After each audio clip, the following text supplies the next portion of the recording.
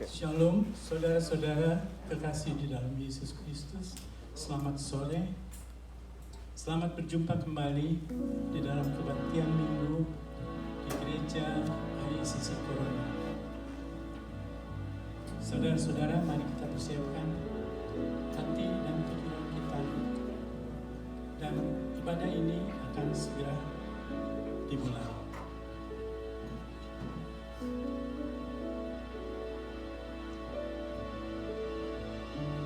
Ayat pembukaan di ibadah kami hari ini terambil dari Injil Yohanes 4, 13 sampai 14.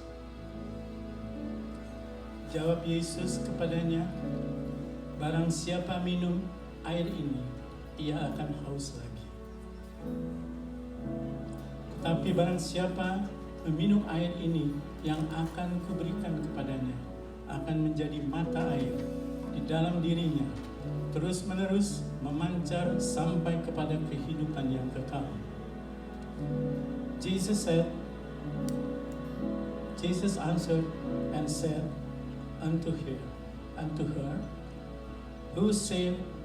Whoever drinketh of this water shall thirst again. But whoever drinketh of this water that I shall give him shall never thirst, but the water that I shall give him shall be in him and well of water spring up into everlasting life. Amen.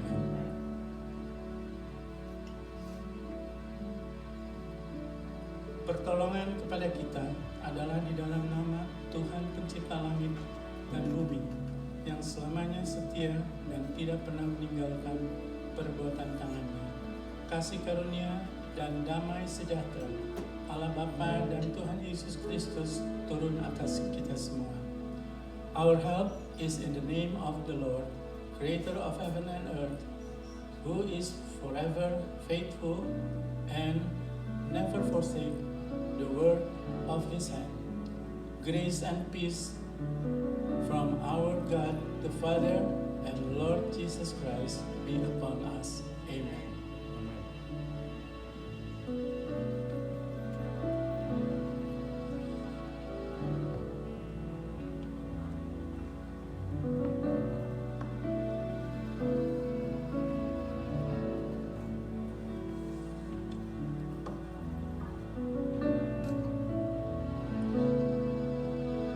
Selamat sore Bapak Ibu Saudara-saudari sekalian. Selamat sore. Shalom.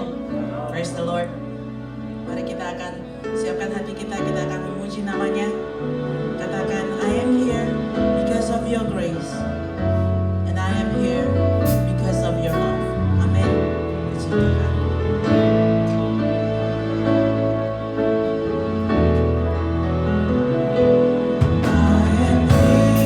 Jesus.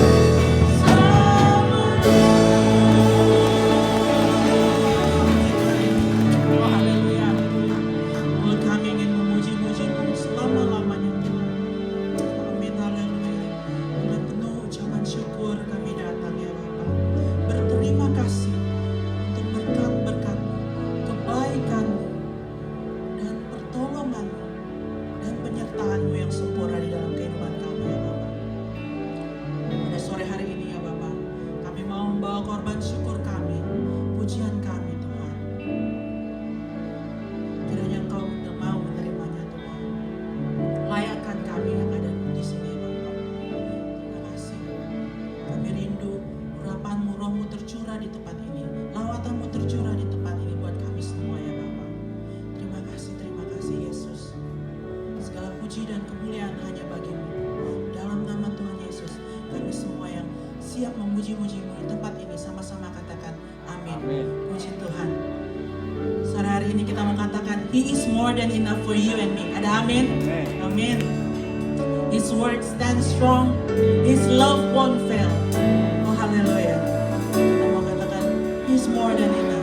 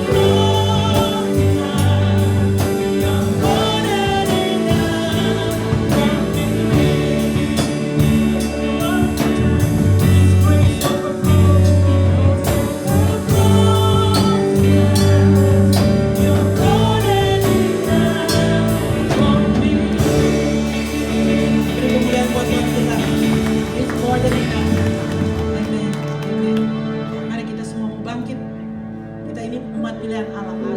Amin. Puji Tuhan. This is the time.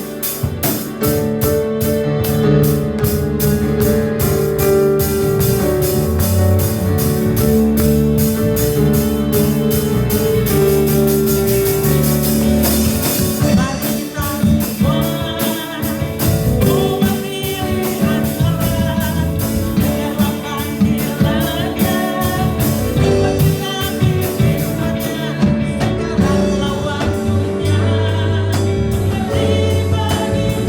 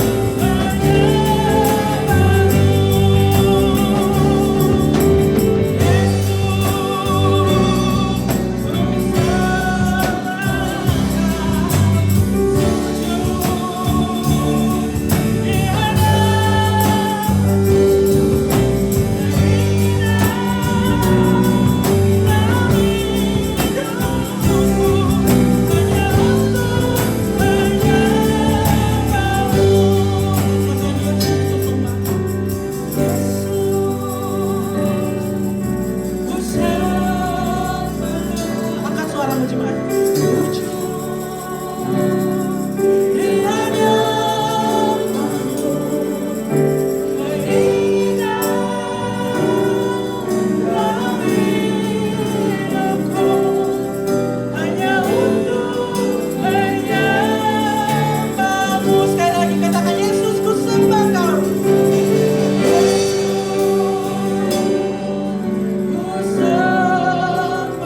Kami mau sujud Tuhan, sujud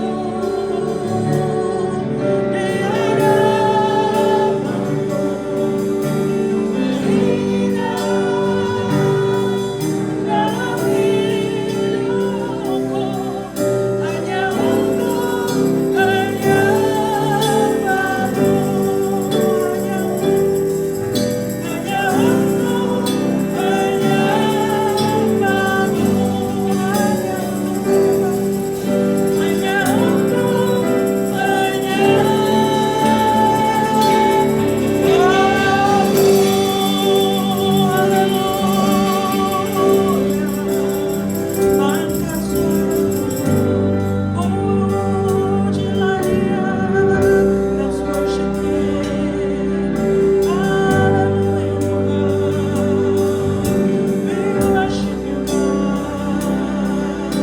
nikmati kehadirannya di tempat ini. Nikmati hadirannya. He's an amazing God. He's awesome. But He's also our Father who loves us unconditionally. That's why let us worship Him. Lift up your voice, angkat suaramu. Kami memuji-Mu Tuhan. Memuji-Mu Tuhan. Sungguh kami rindu Bapa. Jiwa kami haus Tuhan, jiwa kami haus. Here we are Lord. Lembutkan hati kami, buka hati kami Tuhan. Kami rindu urapan-Mu mengalir di tempat ini. Urapan-Mu mengalir.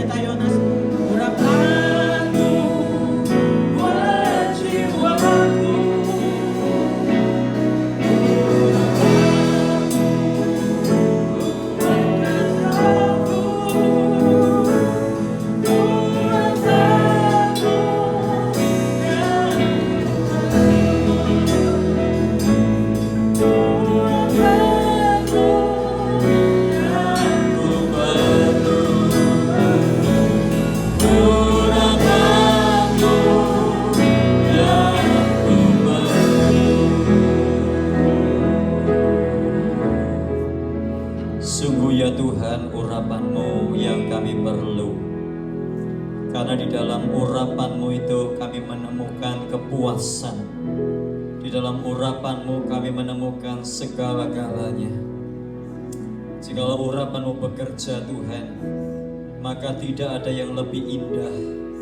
Jikalau urapan-Mu itu ada Tuhan, maka tidak ada lain-lain yang dapat memikat hati kami. Dunia sekalipun tidak dapat memikat hati kami, karena urapan-Mu dahsyat dan ajaib. Amin. Tuhan, kalau urapan-Mu bekerja, tidak ada kuasa manapun juga yang membuat kami berpaling, karena urapan-Mu itu luar biasa. Amin. Sungguh ya Tuhan, urapan-Mu itu yang kami perlu. Urapan-Mu yang kami rindu di tengah-tengah kami pada sore dan malam hari ini. Bahkan hamba-Mu bisa berkata-kata 1.000, 2.000, 3.000 kata, bahkan sampai ratusan ribu kata. Tetapi hanya urapan-Mu yang memuaskan kami. Karenanya Tuhan, kami berikan kesempatan ini untuk urapan-Mu bekerja di tengah-tengah kami. Urapan Allah yang ajaib dan luar biasa.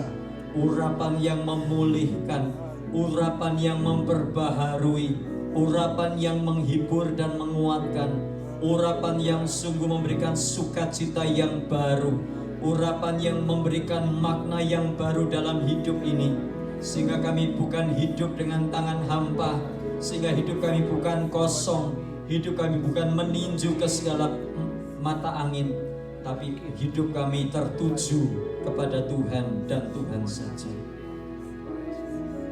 Jamah hati pikiran kami ya Tuhan. Urapan-Mu bekerja di tengah-tengah kami. Kau membuka mata hati pikiran kami untuk mengerti sabda-Mu. Dan kami pulang dengan tekad yang baru untuk hidup takut akan Tuhan, hidup mengasihi Tuhan lebih lagi, karena kasih-Mu ajaib dan luar biasa di dalam hidup kami. Terpujilah Engkau kekal selama-lamanya. Di dalam nama Tuhan Yesus Kristus kami berdoa dan mengucap syukur. Amin. Amin.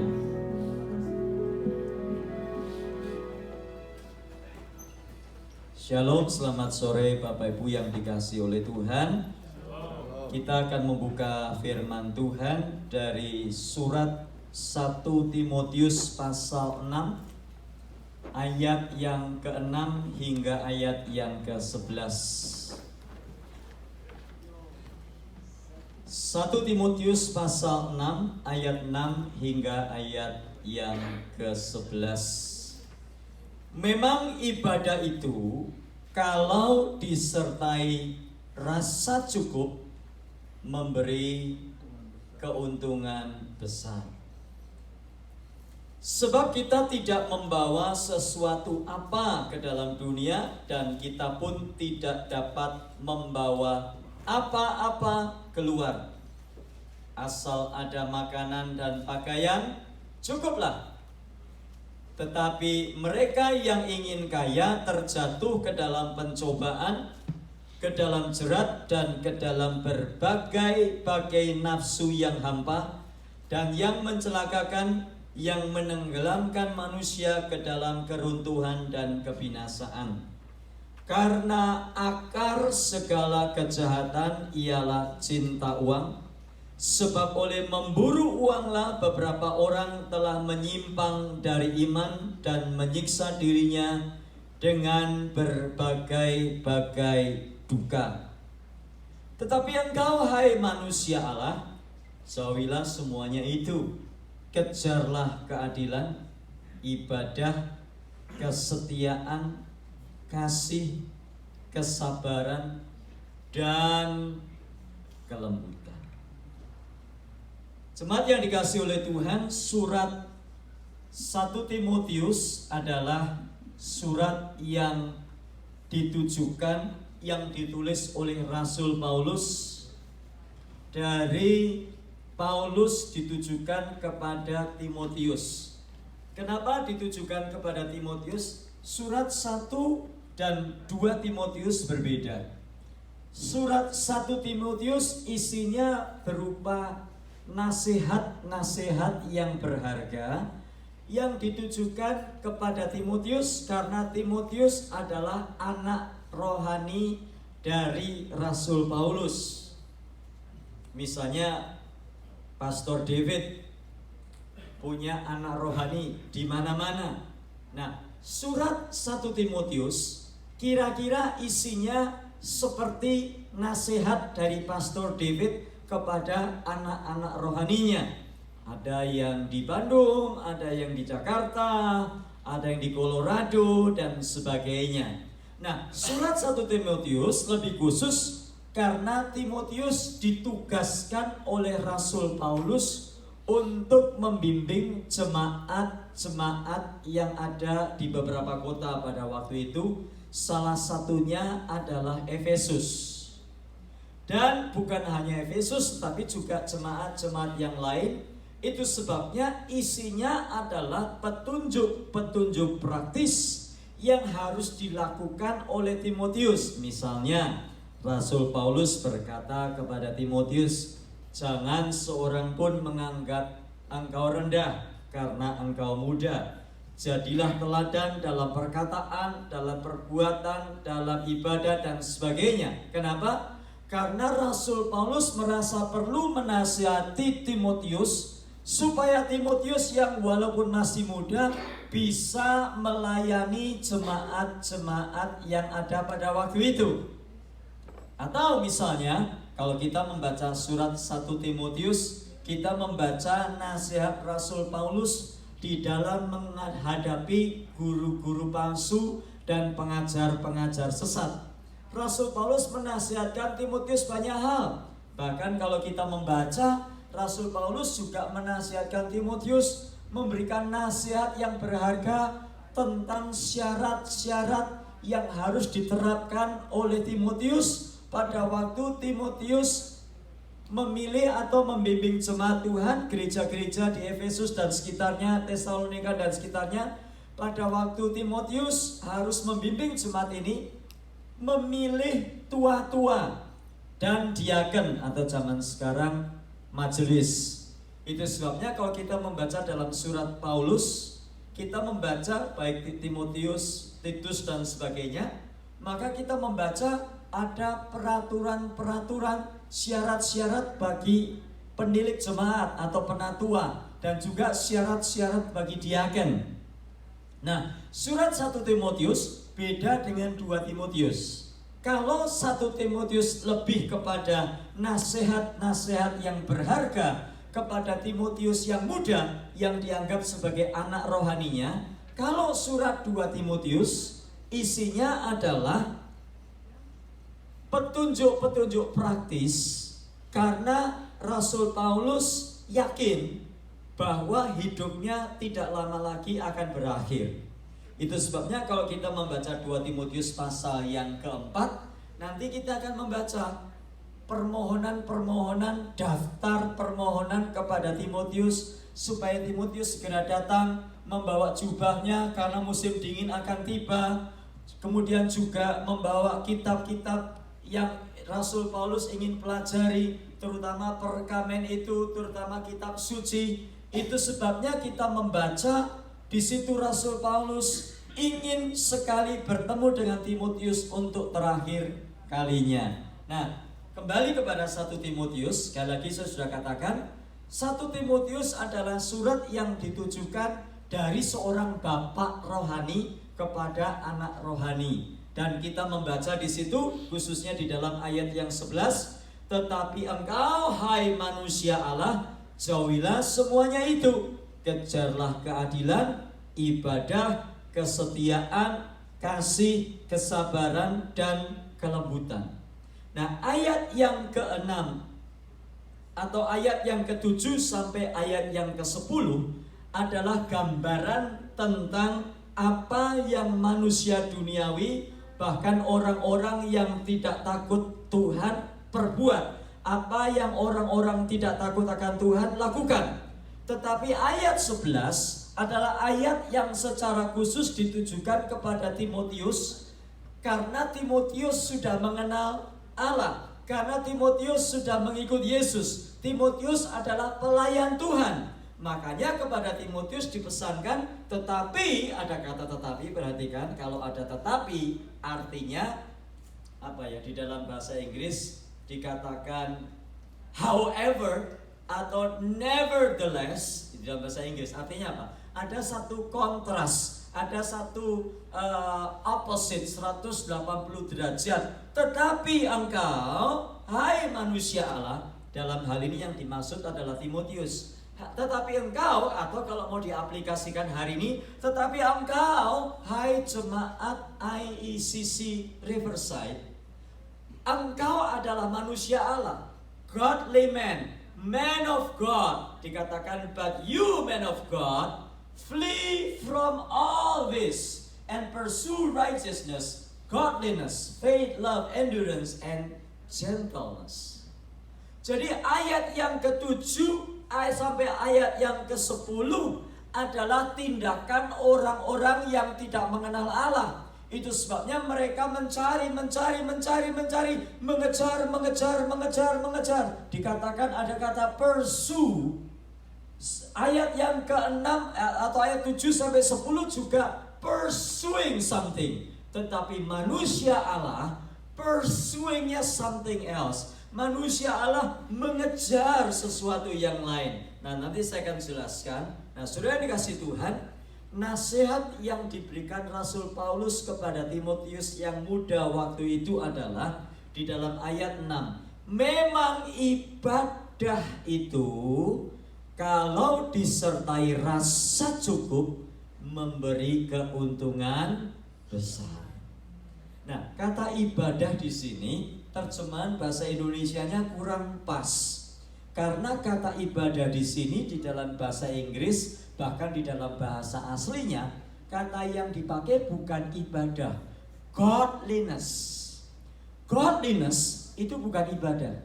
Karena ibadah seringkali maknanya adalah kebaktian. Bahkan di Indonesia sekarang jarang sekali ada gereja pakai nama kebaktian. Zaman dulu, zaman tahun 70, tahun 80, namanya masih kebaktian. Kebaktian pagi jam 7, kebaktian sore jam 5. Sekarang kalau Anda pergi ke Indonesia, kata kebaktian itu sudah hampir punah, perlu dilestarikan. Mungkin masuk MURI, Museum Rekor Indonesia, karena hampir punah. Ibadah sekarang kebaktian sekarang diganti ibadah raya katanya. Saya kadang-kadang juga bingung, ini kok kebaktian diganti ibadah ya. Kebaktian ibadah itu mirip-mirip, tapi kebaktian itu artinya berbakti. Tapi sekarang diganti ibadah raya. Berbakti itu artinya apa sih? Berbakti itu artinya diambil dari bahasa Jawa, ngabekti, berbakti. Ngabekti, berbakti itu menyembah. Kebaktian itu artinya menyembah. Acara menyembah Tuhan itu kebaktian. Nah, sekarang diganti ibadah raya. Makanya sekarang pemimpin pujian di Indonesia bukan di ICC ya, di Indonesia. Kalau baru saja datang, saudara siapa yang ingin diberkati hari ini? Siapa yang ingin diberkati? Kadang-kadang saya berpikir, loh ini apa dari Senin sampai Sabtu kemarin belum diberkati atau bagaimana? Kok hari Minggu pun masih minta berkat, hari Minggu pun masih kepengen diberkati. Saudara, setiap hari, setiap menit, setiap detik kita itu diberkati. Pada waktu kita datang di gereja, bukan lagi kita minta berkat, tetapi sebaliknya kita berbakti kepada Tuhan. Kita menyembah kepada Tuhan. Karena itulah ibadah kita. Jadi Rasul Paulus menasihatkan kepada Timotius, hidup yang saleh kalau disertai dengan rasa cukup mendatangkan keuntungan besar, mendatangkan keuntungan yang luar biasa.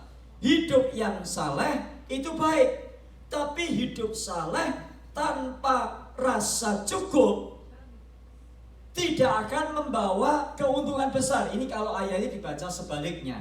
Jadi secara tidak langsung Rasul Paulus menasihatkan kepada Timotius, aku percaya, aku yakin hidupmu itu hidup yang saleh. Tetapi Timotius, jangan sekedar hidup saleh. Hiduplah bukan sekedar cukup sampai saleh, tapi juga disertai rasa cukup. Karena hidup saleh yang sesungguhnya akan menghasilkan rasa cukup. Dengan kata lain, rasa cukup dihasilkan dari kehidupan yang saleh. Orang yang saleh setiap hari, setiap saat dia ketemu Tuhan. Orang saleh itu apa sih? Sekarang ini banyak kali muncul di Facebook. Dapat pisang langsung diposting, tulisannya rezeki anak soleh, katanya dapat pisang. Dapat sepeda motor langsung dipasang di Facebook. Judulnya apa? Judulnya apa? Rezeki anak soleh. Dapat mobil baru, masih ada pitanya, langsung diposting di Facebook. Tulisannya apa? Rezeki anak soleh. Sehingga kadang-kadang berpikir kalau anak soleh pasti banyak rezeki. Kalau rezekinya agak seret berarti bukan anak. Nah, saudara dikasih Tuhan, hidup yang saleh disertai dengan rasa cukup mendatangkan keuntungan besar. Orang yang hidupnya saleh, dia dipenuhi dengan rasa cukup. Karena hidup saleh itu apa sih? Hidup saleh itu bukan karena dapat sepeda motor, dapat mobil, bukan. Hidup saleh adalah hidup yang sedemikian rupa sehingga hidupnya itu taat, hidupnya itu seperti apa yang diperintahkan oleh Tuhan, apa yang difirmankan oleh Tuhan. Itu yang namanya saleh. Hidup yang saleh adalah kenapa orang hidup taat kepada Tuhan, melakukan firman dan karena setiap hari dia ketemu Tuhan. Orang yang jarang ketemu Tuhan, maka orang itu lupa akan firman Tuhan. Makanya orang itu nggak bisa disebut saleh. Makanya dia sukanya mencuri ketimun, saudaranya. Kenapa? Karena dia tidak saleh. Orang saleh tidak pernah mencuri. Kenapa? Karena dia tiap hari ketemu Tuhan. Karena dia tiap hari ketemu Tuhan, dia ingat firman Tuhan, dia ingat wajah Tuhan. Orang yang saleh disertai dengan rasa cukup. Orang yang saleh maka hidupnya pasti merasa cukup. Kenapa? Karena dia bersama dengan Tuhan. Tadi lagu yang terakhir tadi, mana tadi? Your anointing comes over me. Your anointing, saya dapat contekan di sini saudara ya. Your anointing over my soul. Your anointing strengthens my spirit. Your anointing is what I need. Orang yang saleh setiap hari yang dirindukan hanyalah urapan Tuhan. Orang yang saleh yang dirindukan setiap hari hanyalah wajah Tuhan. Dan di dalam pertemuan dengan hadirat Tuhan, disitulah dia menemukan rasa cukup. Berbahagialah ibu-ibu yang punya bapak, yang punya suami adalah orang saleh. Bukan karena dapat pisang, dapat sepeda motor, dapat mobil, tetapi karena yang dirindukan Tuhan. Ada rasa cukup. Bangun tidur, siapa yang ditemui? Bangun tidur, siapa yang ditemui? Tuhan Yesus. Pulang kerja, siapa yang ditemui? Tuhan Yesus. Mau tidur, siapa yang ditemui? Tuhan Yesus. Bangun tengah malam, siapa yang ditemui? Tuhan Yesus. Kenapa? Karena dia ingin ketemu dengan Tuhan. Raja Daud berkata, oh Tuhan, aku ingin memandang wajah-Mu. Aku akan puas dengan wajah kebenaran-Mu. Pada waktu pagi aku merindukan wajah-Mu. Pada waktu malam aku merindukan wajah-Mu. Itu Raja Daud, saudara. Makanya layak kalau Raja Daud dianggap sebagai dan disebut sebagai orang yang mengenal isi, a man of God's heart, a man after God's heart, orang yang mencari, orang yang mengenal hatinya Tuhan. Kenapa? Karena Raja Daud adalah orang yang saleh, walaupun dia pernah jatuh, saudara. Dan kita melihat di sini Raja Daud punya rasa cukup, beda sama Salomo. Apa bedanya Daud sama Salomo? Kalau Salomo istrinya 700, gundiknya 300, saudara. Bayangkan Salomo ini kalau pergi ke mall bawa berapa truk itu untuk beli skincare, saudara ya. Bayangkan ibu-ibu sekarang ini kalau kosmetik kan pakainya nomor 1 apa dulu? Sebelum foundation apa dulu ibu-ibu? Sebelum foundation apa dulu? Hah? Kok moisturizer? Sebelumnya apa dulu? Pembersih dulu, saudara, pembersih. Ya, setelah pembersih baru dikasih apa? Foundation. Ya, moisturizer. Terus apa? Foundation. Habis foundation apa? Ya itulah pokoknya. Sudah macam-macam. Bapak-bapak pakainya apa? Bapak-bapak mah nggak pakai apa-apa, saudara. Yang ngirit, saudara. Bayangkan Salomo ini istrinya 700, gundiknya 300. Bayangkan kalau Salomo itu produk yang dipakai istrinya semuanya MAC semua, saudara. Belinya di apa itu yang toko yang wangi di mall-mall itu apa tokonya namanya? Oh, Sephora, ya itu dia. Sudah bayangkan ada berapa truk parkir di halaman mall hanya untuk istri-istrinya Salomo. Makanya Salomo pada akhir hidupnya, Salomo itu menulis banyak buku ya. Salah satunya adalah Amsal, walaupun tidak semua Amsal ditulis Salomo. Amsal gini saudara, Kidung Agung, makanya isinya percintaan. Kidung Agung ditulis Salomo pada waktu dia masih muda. Makanya isinya cantikku, manisku, sayangku. Ya, orang Islam bilang, maaf kalau ada orang Islam bilang, Alkitab Kristen kok porno ya, gini. Loh, dia nggak tahu itu Salomo yang nulis pada waktu dia masih muda. Waktu Salomo dewasa, dia menulis Amsal, petunjuk-petunjuk kehidupan sehari-hari, luar biasa, saudara. Waktu Salomo sudah tua, dia menulis pengkhotbah. Segala sesuatu sia-sia. Usaha menjaring angin, aku kerja pagi-pagi sia-sia. Makan sia-sia, bekerja sia-sia, semuanya sia-sia. Kenapa? Karena Salomo menulis itu pada waktu dia pada waktu dia sudah tua.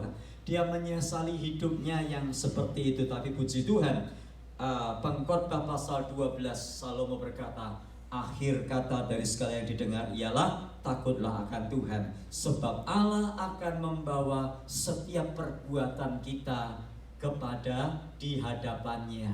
Saudara yang dikasihi Tuhan, jangan salah membaca Alkitab. Makanya kapan-kapan saudara saya ingin menyampaikan tentang bagaimana kita membaca Alkitab, supaya kita ngerti, supaya kita membaca Alkitab itu menarik banget, saudara. Ada banyak orang Kristen saya tanya, kenapa nggak pernah baca Alkitab? Jawabannya seragam, karena saya nggak ngerti. Saya baca berkali-kali, tambah dibaca tambah nggak ngerti. Kenapa tambah dibaca tambah nggak ngerti? Karena kita nggak pernah diajarin. Kenapa nggak pernah diajarin? Karena kita nggak pernah belajar, saudara. Nah, kapan-kapan saya mau ajarin bagaimana sih caranya baca Alkitab supaya kita tuh ngerti, nancep begitu baca, saudara. Kalau kita nggak ngerti, terus kita baca, kita cari bahan-bahan. Bagaimana caranya supaya ngerti? Nanti kapan-kapan saya ajarin, saudara. Ya, jangan hari ini pendek saja. Sudah dikasih Tuhan, Alkitab berkata memang kesalehan, hidup saleh kalau disertai dengan rasa cukup akan mendatangkan keuntungan yang besar. Kenapa sih Rasul Paulus kok berkata seperti itu? Bukankah ini hal-hal yang biasa? Sudah dikasih Tuhan, rasa cukup sepertinya adalah hal yang wajar, biasa, dan hal yang normal dalam kehidupan. Tetapi kalau kita mau jujur, kita harus berani mengaku dan berkata bahwa rasa cukup adalah sesuatu yang paling sulit di dalam kehidupan kita.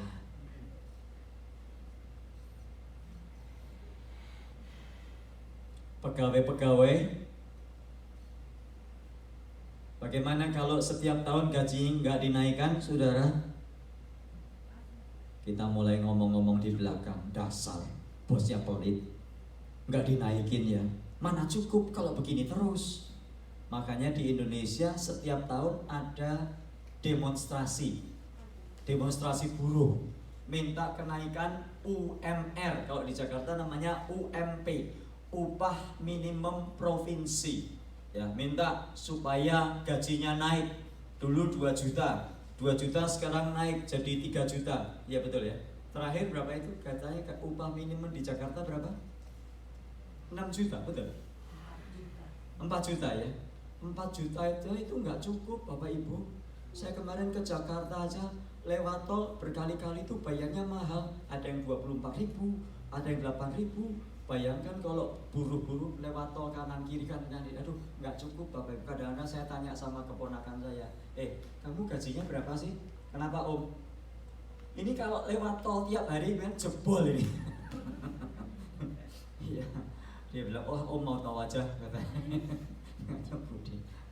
Saya pikir saya masuk di mall itu harga-harga di mall itu mengerikan Bapak Ibu. Bayangkan nasi goreng aja 48.000 loh saudara. Itu 48.000 kok di sini kita mikir-mikir paling 3-4 dolar di sini saudara. Ya, coba Anda kerja di Jakarta, masuk mall, saudara, nasi goreng paling murah 48.000. Ada yang sampai 58.000. Sudah tahu itu bistik daging tahu ya, bistik daging. Itu satu porsi 138.000 Bapak Ibu. Saya kadang berpikir, aduh ini kalau saya makan di sini tiap hari kan bisa bangkrut sudah. Ini tadi ngomong apa? Itu sebabnya para buruh demo terus setiap tahun sudah minta tambah gaji. Udah ditambah gaji, tahun depan minta tambah lagi. Udah ditambah, tahun depan minta tambah lagi. Kenapa? Karena rasa cukup itu tidak pernah hadir dalam hidup kita. Istri-istri kadang-kadang ngomel, ngeluh suaminya gajinya kurang. Gaji sudah 1 jam $75 masih kurang. Ya sebelah itu 125 gajinya, kamu cuma 75. Tahun depan dinaikin 125 masih bilang kurang lagi. Sebelah sudah 175. Tahun depan dinaikin 109 masih komplain lagi. Sebelah udah 225. Ini aduh saudara, yang namanya rasa cukup itu kok jarang, semakin jarang dalam hidup kita. Nah sudah dikasih Tuhan, anak-anak juga begitu kan.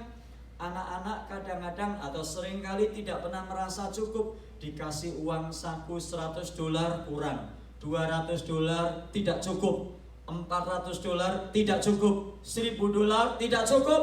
Bahkan seluruh keberadaan kita berikan pun masih mereka berkata tidak cukup. Saudara, itulah penyakit yang menghinggapi seluruh manusia di atas muka bumi ini. Kenapa? Karena pencobaan yang pertama kali datang kepada Adam dan Hawa adalah pencobaan yang namanya tidak pernah merasa cukup. Saya seringkali tanya kepada orang-orang, pencobaan yang menyerang Adam dan Hawa pertama kali apa? Makan buah pengetahuan tentang yang baik dan yang jahat. Oh salah, itu bukan pencobaannya, itu akibatnya. Pencobaannya apa? Waktu dicobai pertama kali, Tuhan berkata, Adam, Hawa, semua buah yang di sini boleh kau makan, kecuali buah dari pohon pengetahuan tentang yang baik dan yang jahat. Kemudian datang si ular, iblis datang dan bertanya, Hawa, semua buah di sini nggak boleh kamu makan, bukan? Boleh. Yang nggak boleh cuma itu, buah dari pohon pengetahuan tentang yang baik dan yang jahat. Kenapa tidak boleh kamu makan? Karena waktu aku memakannya, aku akan mati. Apa kata si ular? Si iblis berkata apa? Enggak, kamu enggak mati. Pada waktu kamu memakannya, kamu akan menjadi seperti Allah. Dicobai untuk tidak pernah merasa cukup. Tidak pernah merasa cukup. Itu sebabnya keturunan Adam dan Hawa sampai hari ini tidak pernah merasa cukup. 1 bulan gajinya 5.000 juga tidak cukup. Rumah 1 kamar tidak cukup. Dibikin 2 kamar. 2 kamar tidak cukup. Pindahlah 3 kamar. 3 kamar juga tidak cukup. Pindahlah cari kontrakan yang 5 kamar. 5 kamar juga tidak cukup. 5 kamar tidak cukup, carilah yang 6 kamar. 6 kamar juga tidak cukup, pindahlah dia ke hotel akhirnya. Saudara yang dikasih Tuhan, lalu apa alasan untuk kita merasa cukup? Secara singkat ada 3 hal. Yang pertama ayat yang ke-7, sebab kita tidak membawa sesuatu apa ke dalam dunia, dan kita pun tidak dapat membawa apa-apa keluar. Nah saudara yang dikasih Tuhan, orang seringkali berpikir rasa cukup itu sama dengan malas. Dan hanya orang malaslah yang berkata cukup. Padahal sebetulnya cukup tidak selalu berarti malas. Cukup berbicara tentang kepuasan. Cukup berbicara masalah hati. Sedangkan tidak cukup berbicara masalah jumlah. Kenapa orang tidak berani mengatakan cukup? Karena seringkali rasa cukup itu konotasinya selalu dihubungkan dengan angka. Sehingga orang selalu berpikir, nanti kalau saya punya rasa cukup, maka saya akan berhenti bekerja, saya akan jadi malas, saya tidak akan melakukan ini dan itu dan sebagainya. Keliru. Rasa cukup bukan berarti malas. Malas artinya tidak mau berbuat apa-apa, tidak mau bikin apa-apa. Rasa cukup artinya belajar menghitung berkat Tuhan dan belajar mensyukuri apapun yang Tuhan beri, sehingga dia menghadapi hari-hari hidupnya dengan penuh sukacita. Orang yang tidak pernah rasa cukup akan selalu kurang dan kurang dan kurang dan selalu mengeluh, mengeluh dan mengeluh. Orang yang punya rasa cukup, dia akan menikmati hidupnya karena dia belajar menghitung berkat Tuhan. Dia melihat bukan kepada apa yang tidak mereka miliki, tapi dia melihat apa yang dia miliki, dan dia belajar menghitung segala sesuatunya. Saudara yang dikasih Tuhan, ada 3 alasan mengapa kita merasa cukup. Pertama, kita tidak membawa sesuatu apa ke dalam dunia, dan kita pun tidak dapat membawa apa-apa keluar. Kita ditetapkan oleh Allah untuk datang telanjang ke dalam dunia, dan kita mungkin dilahirkan sebagai ahli waris dari harta yang sangat besar, tetapi mereka tidak menjadi milik kita sampai kita benar-benar dilahirkan. Kaya dan miskin sama-sama tidak membawa apa-apa ke dalam dunia. Orang yang kaya waktu lahirnya juga telanjang, sudah. Orang yang kaya waktu lahir tidak bawa tas tulisannya Chanel. Orang yang kaya waktu lahir nggak pakai parfum Giorgio Armani. Orang yang kaya waktu lahir tidak lahir ke dalam dunia dan membawa arloji mereknya Richard Mille. Orang kaya waktu lahir ya telanjang. Waktu mati bawa apa? Enggak bawa apa-apa. Sama, orang miskin pada waktu lahir ya telanjang, waktu mati juga tidak membawa apa-apa. Kemarin kakak angkat ipar saya meninggal. Dia cukup berada, dia punya toko emas, ya, dia punya mobil, dia punya rumah, dia punya hartanya banyak sekali. Dia tidak siap untuk mati. Itu sebabnya pada waktu dia mati, dia tidak tulis warisan apa-apa. Anak-anaknya juga bingung. Bahkan berangkasnya itu anak-anaknya nggak tahu kode nomornya. Tahu berangkas ya? Itu kalau toko emas kan punya berangkasnya itu. Itu kalau buka kan tik tik tik tik tik tik tik tik tik kanan kiri. Itu anak-anaknya nggak ada satupun yang tahu kodenya apa, sudah. Jadi pada waktu papanya mati, mereka juga bingung, ini buka berangkas ya bagaimana? Saudara, papanya meninggal nggak bawa berangkas, saudara. Semua perhiasan ditinggal. Dia nggak bawa apa-apa. Paling dibawa cuman uang, saudara. Itu pun uangnya uang-uangan, saudara. Saya lihat dalam hatinya tuh uang-uangan banyak banget, saudara. Saya mau ambil, bukan uang beneran, saudara. Nggak bisa buat apa. Orang mati tidak bawa apa-apa. Jadi kita hanya dipercaya harta itu dari sejak kita lahir sampai kita mati. Kita tidak bawa apa-apa pun juga. Itu sebabnya kalau kita hanya dipercaya dari lahir sampai mati, maka apa yang harus kita lakukan? Kalau kita ingin, saudaraku, rahasia hidup cukup adalah kalau kita bisa melihat orang lain kekurangan, maka kita bisa melihat bahwa diri kita tidak kekurangan dan kita cukup. Bagaimana kita bisa melihat dan mata kita terbuka melihat ada banyak orang yang berkekurangan? Caranya satu, saudara, mari belajar membuka diri untuk membantu sesama yang berkekurangan. Saudara, karena kita hidup dari lahir sampai mati, setelah itu kita tidak bawa apa-apa, maka selama kita hidup, mari yuk kita saling membantu satu dengan yang lainnya, saling menolong, berbagi berkat satu dengan yang lainnya. Sebab pada waktu kita berbagi berkat, kita merasa bahwa kita lebih dari dia. Dan kalau kita merasa lebih dari dia, maka kita merasa bersyukur dan kita merasa cukup. Itu yang saya lakukan. Kalau hari Sabtu saya bagi makanan ke homeless, saudara. Saya beli makanan paling cuma 20-25 McDonald's, saudara. Apa itu namanya, sausage, egg, muffin. Saya beli dua, saya kasih dua. Paling berapa sih? Ya paling 100, saudara. Setiap Sabtu saya keluar 100 plus aqua sih nggak, air botol nggak banyak, saudara ya. Tapi dari situ saya tahu, walaupun itu McDonald hanya $5.80, pada waktu saya berbagi, saya bersyukur karena saya punya $5.80. Sedangkan orang-orang yang mendapatkan McDonald ini, mereka tidak punya $5.80.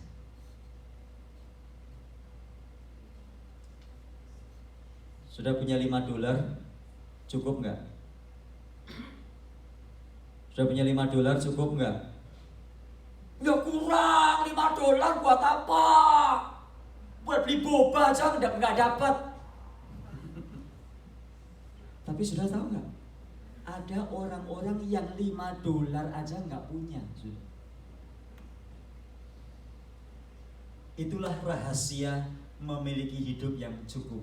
Kalau kita mau berbagi dengan orang yang, ada orang baru datang dari Indonesia, coba berbagi sesuatu, saudara. Microwave daripada di gudang, di garasi udah bertahun-tahun nggak dipakai, disimpan terus. Hobinya orang Indonesia nggak begitu, saudara.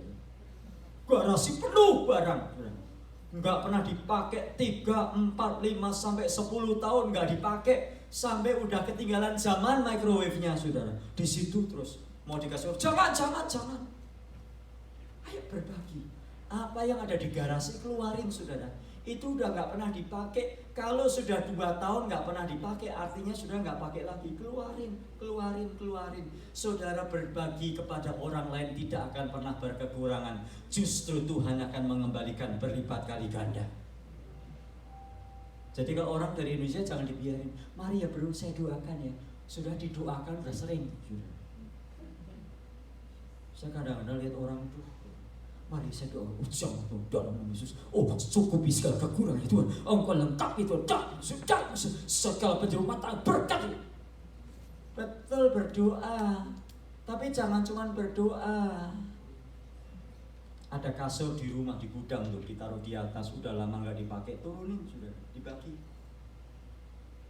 Apalagi, saudara, cetakan wafel. Ada orang yang mencetakan wafel sampai 4-5 tuh. Sampai 5 ton berkarat semua loh. Bagi. Karena ada banyak orang yang nggak punya. Cepet ya, sudah 2 menit. Yang kedua, jadi mengapa kita merasa cukup? Karena kita tidak bawa apa-apa ke dalam dunia. Kita pun tidak akan membawa apa-apa keluar. Jadi selama hidup ini, mari berbagi dengan orang lain. Karena pada waktu kita berbagi, maka kita akan merasa cukup. Karena ada orang yang lebih tidak memiliki dari yang kita miliki. Yang kedua, ayat 9, tetapi mereka yang ingin kaya terjatuh dalam pencobaan, ke dalam jerat dan ke dalam berbagai-bagai nafsu yang hampa dan yang mencelakakan, yang menenggelamkan manusia ke dalam keruntuhan dan kebinasaan. Ada 3 bahaya yang mengancam orang-orang yang tidak pernah merasa cukup, yaitu jatuh dalam pencobaan, jatuh dalam jerat, dan jatuh dalam nafsu hampa yang mencelakakan. Itu sebabnya sudah dikasih Tuhan, orang yang tidak pernah merasa cukup, hidupnya akan jatuh dalam perangkap dan jatuh dalam jerat dan jatuh dalam berbagai nafsu yang kadang-kadang tidak akan pernah berkesudahan. Dan yang terakhir ayat yang ke-10, karena akar segala kejahatan adalah cinta uang, sebab oleh memburu uanglah beberapa orang telah menyimpang dari iman dan menyiksa dirinya dengan berbagai-bagai duka. Orang yang tidak pernah merasa cukup, imannya makin lama makin menyimpang. Beberapa orang telah menyimpang dari iman dan menyiksa dirinya, hampir sama dengan yang ayat yang ke-9 tadi, dengan menyiksa dirinya dengan berbagai-bagai. Itu sebabnya sudah dikasih Tuhan, orang yang tidak pernah merasa cukup, maka dia tidak pernah punya waktu berdoa. Karena bagi dia berdoa nggak menghasilkan duit. Orang yang tidak pernah merasa cukup, dia tidak pernah baca Alkitab. Kenapa? Karena bagi dia membaca Alkitab nggak mendatangkan apa-apa. Orang yang tidak pernah merasa cukup, dia malas beribadah. Kenapa? Karena bagi dia daripada ibadah mending gua kerja. Gua kerja bisa dapat $24. Kalau gua kebaktian malah kehilangan $20 buat kolektor. Sudah dikasih Tuhan, orang yang tidak pernah merasa cukup dalam hidupnya adalah orang yang terus setiap hari akan disiksa oleh berbagai macam duka. Dan orang yang tidak pernah merasa cukup, maka hidupnya akan terus bertengkar. Suami istri terus bertengkar karena tidak pernah merasa cukup.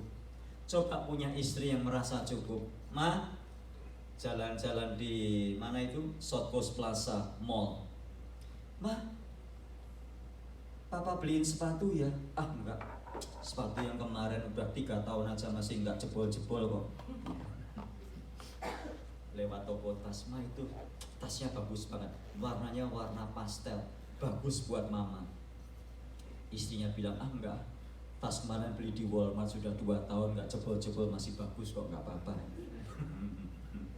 Lihat rok bagus, ma beliin rok ya? Enggak, udah cukup, rok di rumah banyak sekali, ya biarin. Sudah dikasih Tuhan, betapa bahagianya suaminya. Suaminya pun juga mau beli sepatu juga mikir-mikir saudara ya.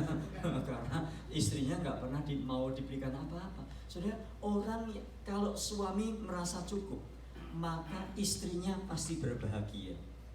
Kalau istrinya merasa cukup, suaminya pasti berbahagia. Dan kalau suami istri berbahagia, pasti jarang berantem. Apa masalah rumah tangga yang utama? Kadang-kadang karena istri nuntut. No, kerja lagi no. Daripada di rumah nonton TV melulu, kerja lagi lu. 2 pekerjaan lu. Nonton drama Korea melulu. Kerja sama. Kasihan saudara. Suami juga kadang-kadang pengen nonton TV, jangan dimaki-maki. Bukan cuma ibu-ibu aja yang kepengen nonton drama Korea. Bapak-bapak juga kepengen lihat itu opa-opa itu saudara ya. Aduh, kadang-kadang ibu-ibu ini kadang-kadang kebangetan juga. Bapak nonton TV melulu, kerja sono. Kenapa? Karena istri tidak pernah merasa cukup. Siapa yang seperti itu? Jangan angkat tangan. Mari saudaraku, belajar merasa cukup supaya hidup kita berbahagia. Mari kita berdoa. Tuhan, terima kasih untuk firman-Mu sore hari ini. Tuhan, kami sudah selesai mendengarkan. Tolong kami Tuhan, sekarang giliran Roh Kudus untuk terus mengerjakan dalam hidup kami sebagai istri, suami, sebagai anak-anak, sebagai orang tua. Ajari kami menghitung berkat-berkat-Mu. Kesehatan itu berkat yang luar biasa mahal. Ajari kami bersyukur untuk kesehatan. Oh Tuhan, punya anak-anak, punya menantu, punya cucu, itu berkat yang istimewa. Ajar kami menghitung itu sebagai kekayaan. Ajar kami menghitung itu sehingga kami belajar merasa cukup. Ada banyak orang yang bahkan belum punya menantu, belum punya cucu. Tuhan, ajari kami melihat anak-anak kami juga bersyukur. Itu kekayaan yang luar biasa. Sampai hari ini masih ada orang yang sedang berdoa untuk anak dan Tuhan belum mengabulkan. Tuhan, ajari kami belajar menghitung berkat-Mu satu persatu. Ajari kami menghitung segala yang Tuhan beri. Ajari kami menghitung kesehatan ini sebagai berkat. Ajari kami menghitung segala sesuatu dalam hidup kami. bahkan $3, $5, kami cukup Tuhan, karena masih banyak orang yang bahkan $1 pun tidak punya. Tolong kami Tuhan, supaya kami hidup berbahagia, karena kami merasa cukup. Roh Kudus tolong kami. Dalam Tuhan Yesus kami berdoa. Amin.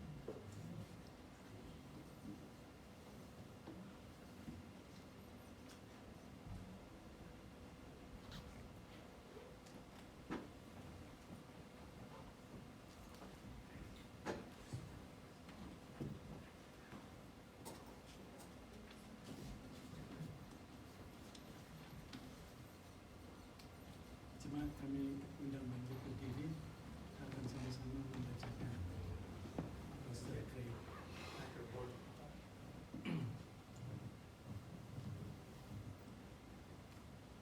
Baik, kita mulai. I believe in God the Father Almighty, creator of heaven and earth. I believe in Jesus Christ, His only Son, our Lord, who was conceived by the power of the Holy Spirit, and born of Virgin Mary. He suffered under Pontius Pilate, was crucified, died, and was buried. He descended to the dead. On the third day he rose again. He ascended into heaven and is seated at the right hand of the Father. He will come again and judge the living and the dead. I believe in the Holy Spirit, the Holy Universal Church, the communion of saints, the forgiveness of sins, the resurrection of the body, and life everlasting. Amen. Jemaat bersiap duduk.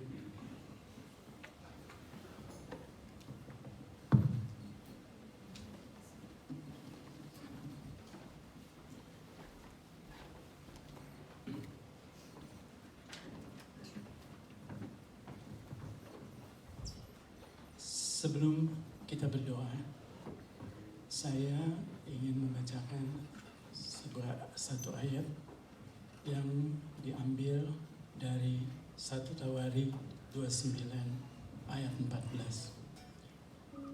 Bunyinya, sebab siapakah aku ini dan siapakah bangsaku? Semoga kami mampu memberi persembahan sukarela seperti ini, sebab daripada mula segalanya dan dari tanganmu lah sendiri persembahan yang kami berikan kepadamu. Mari kita berdoa.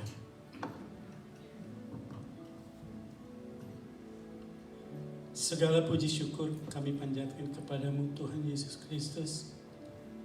Bapa, terima kasih untuk firman yang sudah kami dengar dan dapat kami lakukan dalam kehidupan kami sehari-hari. Kiranya Tuhan memberkati Pastor Yonas, keluarganya, dan pelayanannya. Tuhan, terima kasih atas penyertaan-Mu yang tak habis-habisnya, yang Kau curahkan kepada jemaat-Mu di ICC Corona. Pada kesempatan ini, kami akan memberi persembahan perpuluhan. Biarlah kami lakukan dengan segenap hati karena mengasihi-Mu. Bapa, kami mohon, berkat kami untuk kesehatan kami, pekerjaan, usaha-usaha kami, agar Engkau selalu turut campur tangan di dalam keberadaan kami. Terima kasih Tuhan. Kiranya persembahan kami menyenangkan hati-Mu. Bapa, berkati terus Pastor David yang gembala kami dan Ibu Isya serta keluarganya. Berikanlah kesehatan yang baik, kekuatan yang baru, kearifan, keamanan diri yang sempurna yang daripada-Mu. Terima kasih Tuhan. Inilah doa kami. Di dalam nama Tuhan Yesus Kristus kami berdoa. Amin.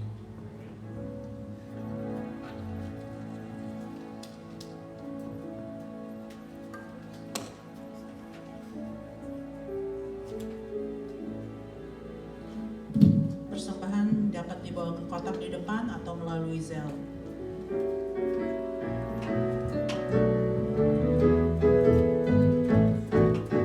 Sungguh Allah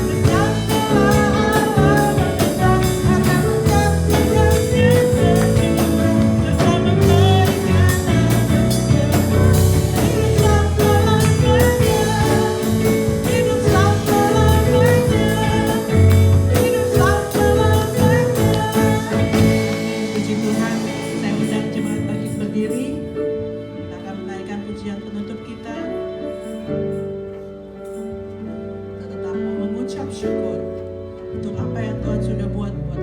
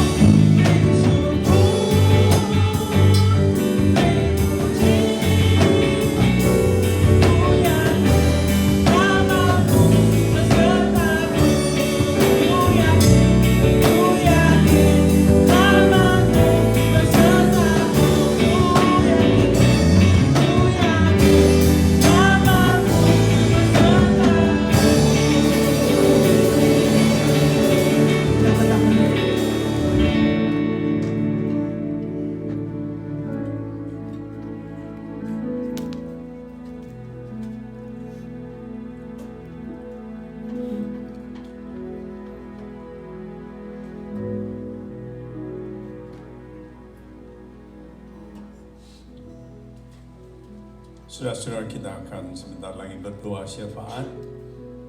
Izinkan saya untuk membagikan apa yang Tuhan berbicara waktu mendengar firman Tuhan tadi, bahwa ibadah disertai dengan rasa cukup itu memberi keuntungan yang besar. Itu berarti ibadah dengan rasa yang tidak cukup tidak memberi keuntungan. Saudara-saudara, bagaimana kita bisa mempunyai rasa cukup sementara kita beribadah kepada Tuhan, sementara kita berbakti kepada Tuhan? Yaitu dengan kita memiliki iman bahwa Tuhan memberi kepada kita saat ini yang terbaik untuk saat ini. Itu berarti kita bisa cukup dengan apa yang Tuhan beri saat ini. Bagaimana menurut ekonomi, perhitungan ekonomi kita bisa cukup? Jikalau pengeluaran kita tidak lebih besar dari pemasukan kita. Itu berarti kita harus belajar berhemat kalau Tuhan sedang menginginkan kita berhemat. Ketika saya baru datang di Amerika, saya membeli sebuah mobil yang harganya hanya $800. Tapi saya bergembira, saya cukup dengan mobil yang demikian. Malah satu mobil tidak punya power steering, jadi setirnya berat sekali, kemudinya berat sekali. Tapi waktu itu kita berbahagia saja. Dan waktu sekarang kalau kita melihat ke belakang, kita melihat semua itu adalah latihan-latihan yang berguna untuk kita, untuk saya. Jadi rasa cukup itu bisa kita peroleh walaupun kita masih memiliki sedikit. Asal kita puas, percaya bahwa Tuhan sedang berbuat baik ketika kita sedang harus berhemat. Kalau kita dikatakan dalam Alkitab tadi bisa makan, bisa minum, dan bisa berpakaian, cukuplah itu. Itu berarti kalau kita belum mampu, jangan kita bersedih hati. Kita kendalikan pengeluaran kita, dan kita bisa bersuka cita, percaya Tuhan sedang mendidik kita. Maka kita bisa punya rasa cukup, maka itu akan mendatangkan keuntungan yang besar. Mari kita datang kepada Tuhan. Bapa dalam surga, kami bersama-sama bersyukur Tuhan adalah Tuhan, Guru, Maha Guru yang ajaib, yang luar biasa. Tuhan tidak memanjakan anak-anaknya, murid-muridnya. Tuhan, kadang-kadang ajaran didikanmu terasa keras bagi kami. Tetapi setelah kami jalani, kami melihat Engkau pengajaranmu luar biasa baiknya bagi hidup kami. Kami sungguh dipuaskan oleh Tuhan. Terima kasih Tuhan. Apapun keadaan kami saat ini, kami berdoa mohon Tuhan Roh Kudus memberi hikmat kepada kami, membangkitkan lagi iman dalam diri kami untuk percaya bahwa itu adalah kebaikan Tuhan yang sedang terjadi pada kami. Jikalau kami belum bisa beli rumah, itu adalah kebaikan Tuhan bagi kami. Kalau kami bisa beli rumah kecil, itu adalah kebaikan bagi kami. Terima kasih Tuhan. Terima kasih untuk firman yang Kau beri lewat hamba-Mu. Kami semua diingatkan bahwa Tuhan ingin memberi kepada kami kebahagiaan yang abadi. Terima kasih Tuhan. Kami mau berdoa sekarang bagi orang-orang di luar yang sangat membutuhkan Tuhan. Di Amerika masih banyak homeless, makin banyak Tuhan. Tuhan, manusia, para kepala negara, kepala daerah, state, gubernur berusaha keras, tetapi mereka tidak berdaya sampai hari ini. Tuhan, tolonglah, berikan jalan-jalan yang dari Tuhan bagaimana untuk mengatasi ini semua. Soalnya tidak mudah, kami mengetahui ada yang terkena sakit jiwa. Tuhan, tolonglah. Kami juga berdoa bagi negara-negara di luar yang memang mereka miskin, mereka tidak punya sumber daya alam. Tapi kami ingat Singapura yang tidak punya banyak sumber daya alam, mereka bisa tidak miskin.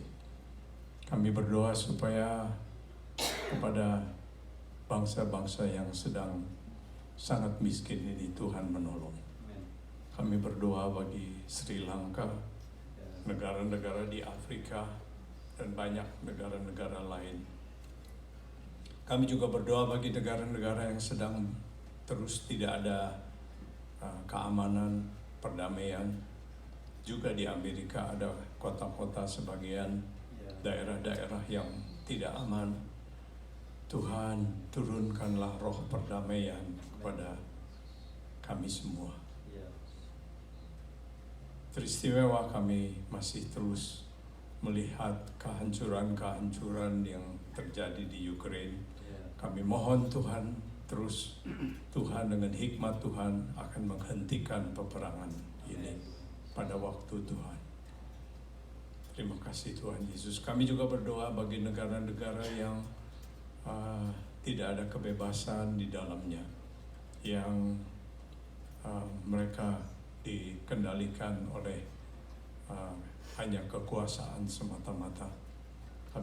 Apalagi mereka melarang akan ibadah-ibadah Kristen.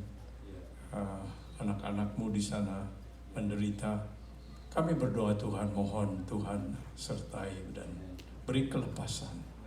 Beri kuasa kepada anak-anakmu, kuasa kasih dan kuasa yang mujizat yang bisa dimengerti oleh orang-orang, sehingga mereka boleh berusaha untuk datang kepada Tuhan juga. Inilah doa-doa kami Tuhan. Kami rindu jemaat-Mu juga di sini dan semua jemaat-jemaat lain di muka bumi ini boleh makin dipenuhi oleh Roh Kudus, makin dihadiri oleh Tuhan, makin Tuhan semakin nyata dalam kehidupan jemaat kami, kehidupan keluarga jemaat, kehidupan keluarga anak-anak-Mu ya Tuhan. Kami juga berdoa bagi negara-negara di muka bumi ini. Berikanlah hikmat-Mu dan kerendahan hati.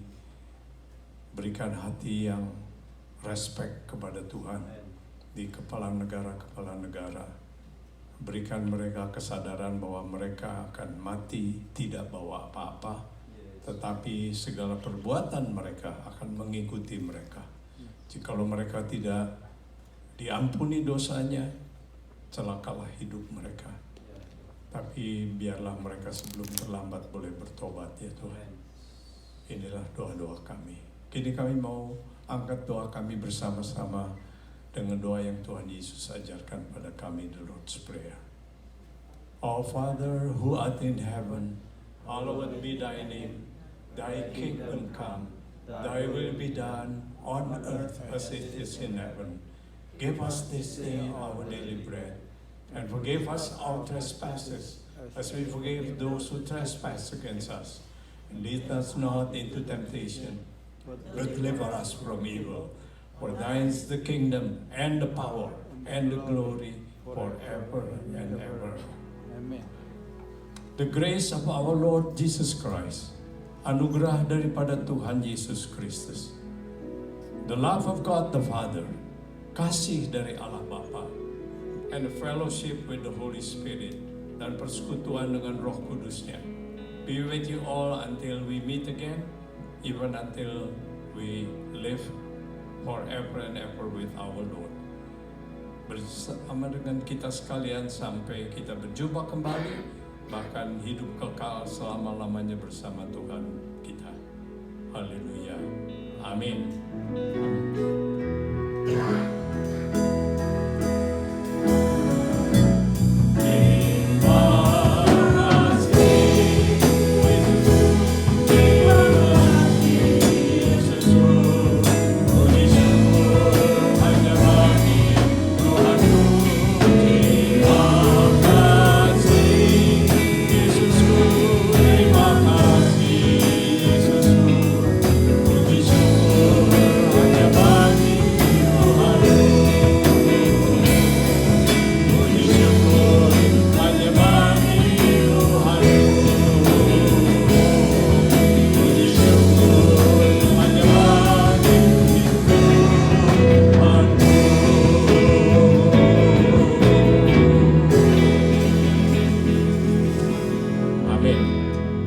Silakan duduk, mengambil saat teduh, have a seat and reflection time.